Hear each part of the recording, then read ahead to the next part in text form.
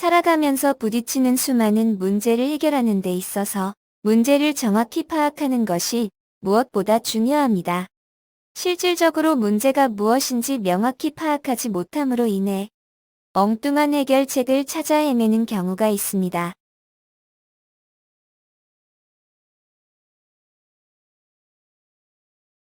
그렇다면 문제를 명확히 정의하기 위한 가장 쉬운 방법은 무엇이 있을까요? 바로 현실과 이상 즉 현재의 상태와 이상적인 상태의 차이를 문제로 정의하면 됩니다. 예를 들어 항상 시험에서 90점을 맞던 철수가 이번 시험에서 70점을 맞아서 크게 낙심했습니다. 시험을 못 봐서 속상하고 부모님께 혼날까봐 걱정도 돼서 집에 들어가지 않고 공터를 배회합니다. 이때 문제는 무엇일까요? 우리는 흔히 이때 문제를 낙심한 것, 공터를 배회하는 것 등으로 정의하기도 합니다.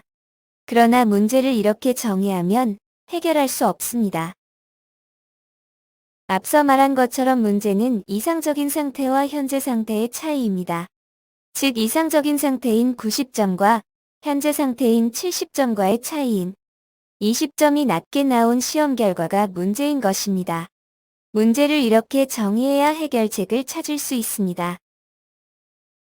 그럼 문제가 발생한 원인은 무엇일까요? 문제의 발생 원인을 찾는데 경영기법으로 많이 활용되는 5Why 기법을 활용하면 쉽게 찾을 수 있습니다. 5Why 기법은 왜라는 질문을 5번 하는 것입니다. 문제의 난이도에 따라 3번 정도의 질문에도 문제의 원인이 발견되는 경우가 있고 경영 현장에서는 5번 이상의 질문이 필요한 경우도 있습니다.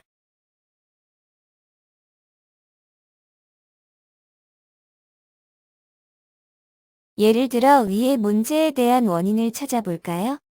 첫 번째 질문, 왜 20점이 낮게 나왔나요? 시험날 컨디션이 좋지 않아 시험을 제대로 볼 수 없었습니다. 두 번째 질문, 왜 시험날 컨디션이 좋지 않았나요? 시험 전날 잠을 설쳤습니다.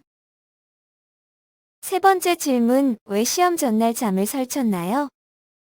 시끄러워서 잠을 설쳤습니다. 네 번째 질문, 왜 시끄러웠나요? 옆집에서 밤새 TV를 크게 틀어서 시끄러웠습니다. 이 질문에서는 네 번째 질문의 문제의 원인이 밝혀졌습니다. 그렇다면 해결책으로는 다음 시험 전날 옆집에 미리 양해를 구해 TV 소리를 줄일 것을 요구하는 조치를 취할 수 있습니다. 이는 간단히 쉽게 설명하기 위해 시험 점수에 예를 든 것이고요. 5Why 질문 기법에 실제 사례로 많이 언급되는 예가 있습니다. 미국 토머스 제퍼슨 기념관의 사례입니다.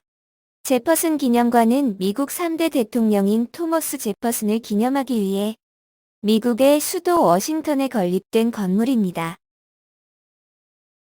토머스 제퍼슨 기념관에 새 관장이 부임해왔습니다.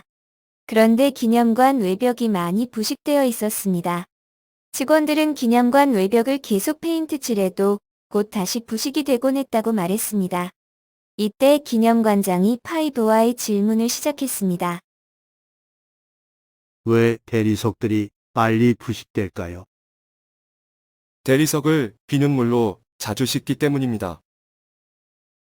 그럼 왜 비눗물로 자주 씻는가요? 비둘기 배설물 때문에 비눗물로 자주 씻기 때문입니다. 그러면 왜 비둘기들이 많이 올까요? 비둘기의 먹이인 거미가 많이 오기 때문입니다. 그러면 왜 거미들이 많이 오나요? 그건 거미들의 먹이인 나방이 많이 오기 때문입니다. 그럼 왜 나방이 몰려드는 거죠? 실내 전등을 주변보다 더 일찍 켜기 때문입니다. 5Why 기법을 통해 기념관장은 직원들이 해질 무렵에 실내 전등을 주변보다 더 빨리 켰다는 사실을 알아냈습니다. 문제의 원인을 파악한 기념관장은 나방이 몰려드는 시간을 피해 2시간 늦게 조명을 켜는 조치를 취했다고 합니다. 이렇게 문제의 실제 원인을 찾아냄으로써 대리석 부식의 원인을 해결한 사례는 유명합니다. 한번 실생활에서 또는 기업 현장에서 문제 해결법을 활용해 보세요. 첫째, 문제를 명확히 정의하고, 둘째, 5Y 질문 기법을 활용하여 문제의 근본 원인을 찾아서, 셋째, 근본 원인에 대한 해결책을 제시해 보세요. 문제를 해결하는 방법이 훨씬 쉬워질 것입니다.